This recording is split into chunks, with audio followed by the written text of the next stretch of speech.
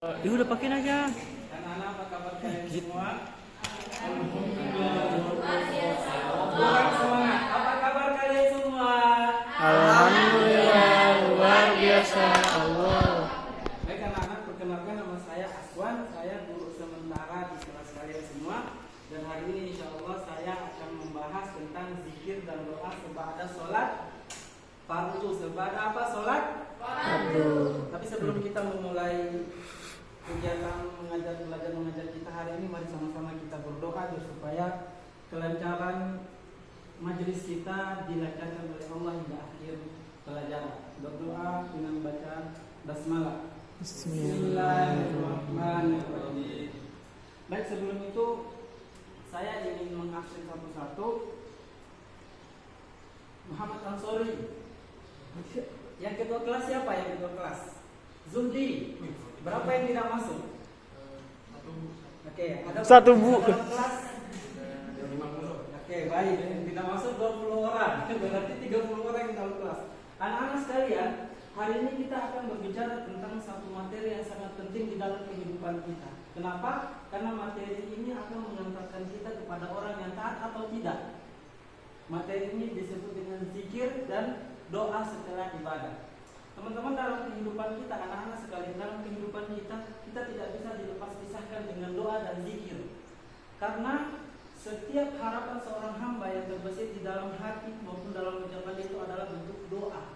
Entah dia orang yang tidak beriman kepada Allah atau dia orang yang beriman kepada Allah. Tapi khusus hari ini kita akan berbicara tentang zikir dan doa-doa yang ditetapkan oleh Rasulullah melalui para ulama dan sahabat yang sering kita dengarkan dan sering kita baca setiap hari di dalam sholat kita. Baik, sebelum itu anak-anak kita akan mengetahui terlebih dahulu definisi zikir dan doa. Zikir anak-anak dalam arti bahasa ini artinya adalah menyebut. Kalau bisa saya sederhanakan, zikir adalah kita mengingat Allah. Mana dalil zikir? Banyak sekali dalil zikir dalam Al-Quran. Di antaranya Allah Subhanahu wa taala menyuruh kita. Allah Subhanahu wa taala menyuruh qiyaman wa qu'udan wa 'ala junubihim yatafakkaru. Allah suruh kita berzikir mengingat Allah saat kita duduk, kita berdiri dan kita berbaring. Karena dalam kehidupan kita hanya ada 3 aktivitas saja. Aktivitas pertama kita berdiri, aktivitas kedua kita duduk, dan aktivitas yang ketiga kita berbaring. Kemudian anak-anak, apa keutamaan berzikir ini? Banyak. Di antara daripada keutamaan berzikir, hati kita akan menjadi tenang. Siapa yang tahu dalilnya? Hanya dengan mengingat Allah maka hati kita menjadi tenang. Anak-anak, kenapa ketika kita mengingat Allah hati kita menjadi tenang? Nanti kalau anak-anak pulang dari sini silahkan buka surat dalam Al-Quran, surat Al-Fat. Allah Subhanahu wa taala berfirman, "Wadzalladzi anzala sakinah." Dialah Allah Subhanahu wa taala yang memberikan ketenangan ke dalam hati orang yang senantiasa mengingat Dia. Ini adalah dalil di antara kenapa kita harus mengupayakan zikir dalam kehidupan kita sehari-hari. Sehingga beberapa orang di antara ulama kita mengatakan bahwa siapa saja yang saat itu tidak mengingat Allah, sesungguhnya dia telah bermaksiat. Nah, maka kalau anak-anak kita pulang, kita lagi sibuk, saat kita tidak mengingat Allah, saat itu kita sedang bermaksiat. Bagaimana mungkin seorang yang diciptakan oleh Allah dia merupakan yang menciptakannya? Seperti itu. Baik, selanjutnya kalimat zikir yang sering kita jumpai itu minimal ada 3 secara umum. Kalimat tahmid. Siapa yang tahu kalimat tahmid? Apa itu kalimat tahmid? Alhamdulillah. Siapa yang tahu kalimat tasbih? Kalimat tasbih apa? Subhanallah. Subhanallah. Siapa yang tahu kalimat tahlil? Oke, yaudah. Apa kalimat tahlil? La ilaha illallah. Siapa yang tahu kalimat sholawat? Ansori. Ya, Allahumma shalli ala. Ini semua memiliki keutamaan masing-masing anak-anak. Jadi kalau kalimat tahmid, tasbih dan tahlil itu kita berzikir, tujuannya untuk apa? Untuk kita tahu bahwa bersyukur atas apa yang Allah berikan nikmat kepada kita. Kalau kita beristighfar, itu adalah untuk kepentingan kita, karena banyaknya dosa kita. Kalau kita bersalawat, itu juga untuk kepentingan kita, karena kita berterima kasih kepada orang yang telah berjasa mengantarkan kita kepada Islam. akan, kalau zikir dalam arti yang luas menurut Imam Ar-Rifai yang berasal dari kata al-zakar, yaitu seluruh kegiatan yang melibatkan Allah di dalam sana. Jadi kita tidak berpikir bahwa zikir itu hanya kita ucapkan subhanallah walhamdulillah, tidak. Semua kegiatan yang mengingatkan kita kepada Allah itu adalah Zikir. Jadi semua kegiatan aktivitas kita makan, kita baca bismillah itu zikir. Kita minum, kita baca bismillah itu zikir. Kita makan, kita ingat bahwa ini haram itu zikir. Oke, itu zikir. Baik, selanjutnya anak-anak kita akan beranjak kepada doa. Doa ini adalah salah satu yang paling penting dalam kehidupan manusia. Kenapa? Karena manusia tidak bisa hidup tanpa bantuan Allah. Tidak ada satupun manusia yang bisa hidup tanpa bantuan Allah.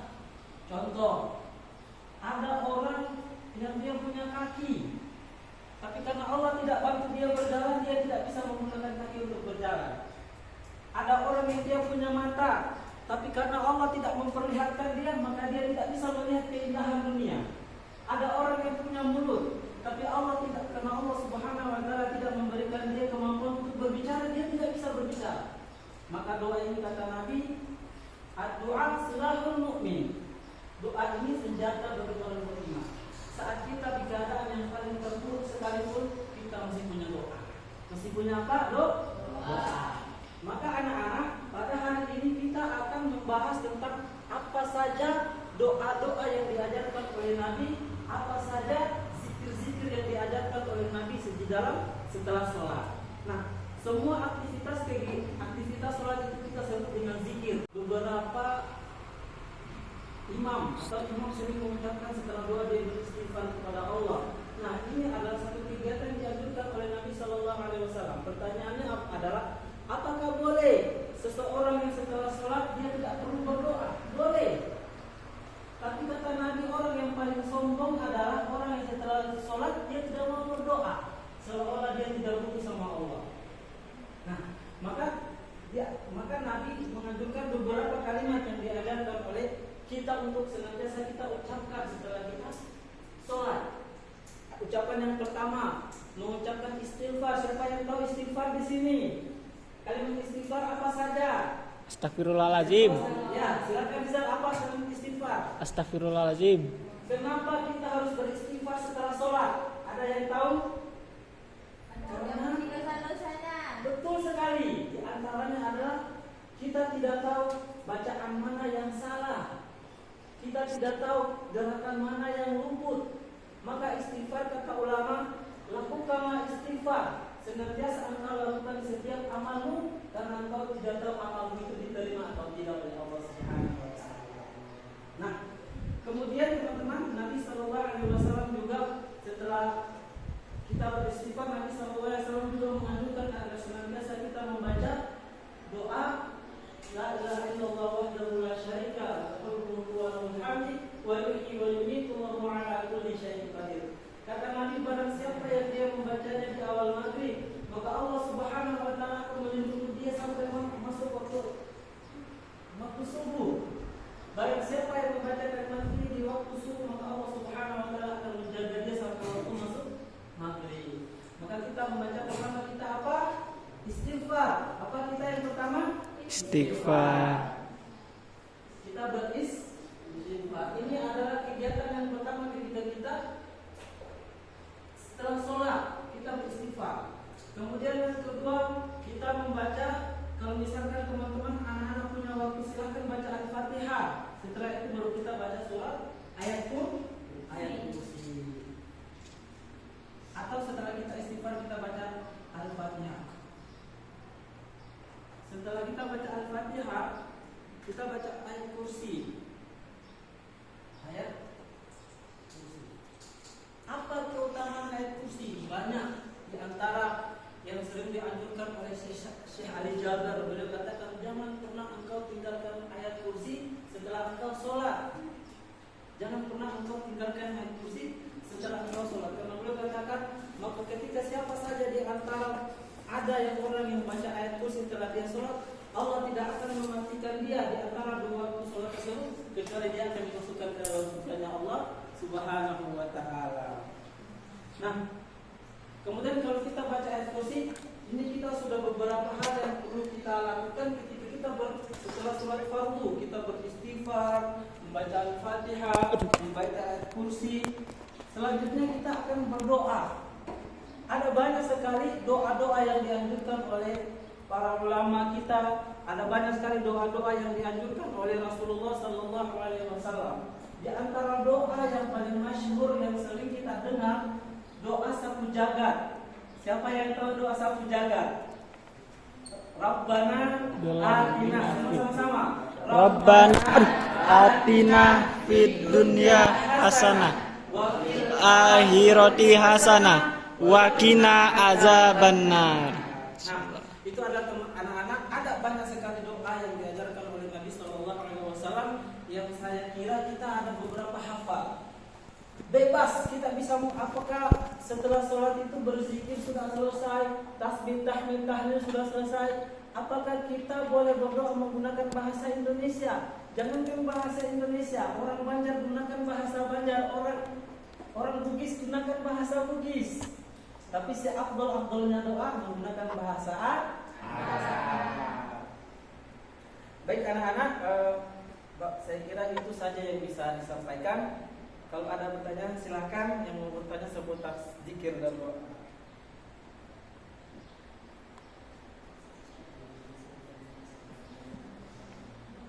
Siapa yang bertanya yo? Pegelnya aku ini. Siapa yang mau bertanya?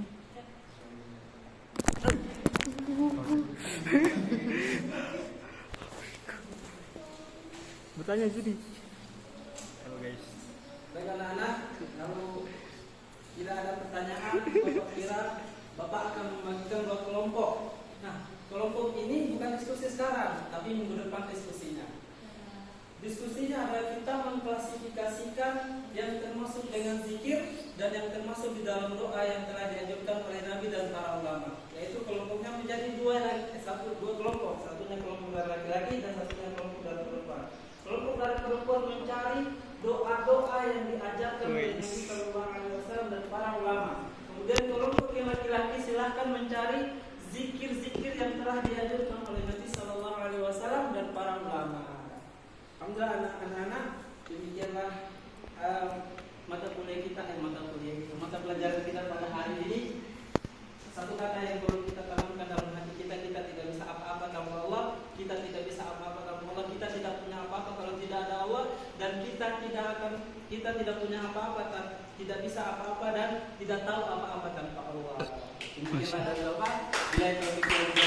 Assalamualaikum warahmatullahi wabarakatuh. Waalaikumsalam warahmatullahi wabarakatuh.